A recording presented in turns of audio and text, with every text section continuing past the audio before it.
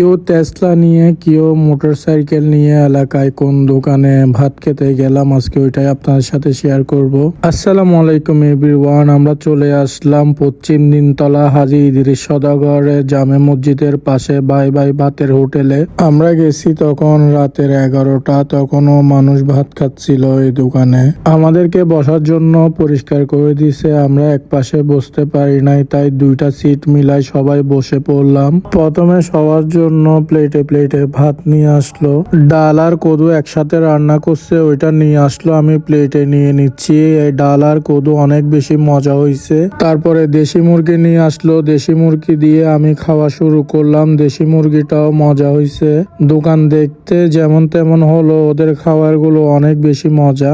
ডাল দিয়ে মুরগির মাংস রান্না করছে, এটা তেমন মজা হয় নাই। আমরা গেছিলাম গরুর মাংস দিয়ে ভাত খাওয়ার জন্য, গরুর মাংস শেষ হয়ে গেছে, কয়েক পিস পাইছি মাত্র।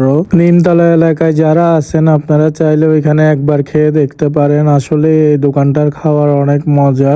সবাই খাওয়া দাওয়া শেষ করার পরে বাবুল ভাই বিল দিয়ে দিচ্ছিল। আজকের ভিডিও এখানে শেষ করতেছি, দেখা হবে অন্য কোনো ব্লগে। আল্লাহ হাফেজ, আসসালামু আলাইকুম।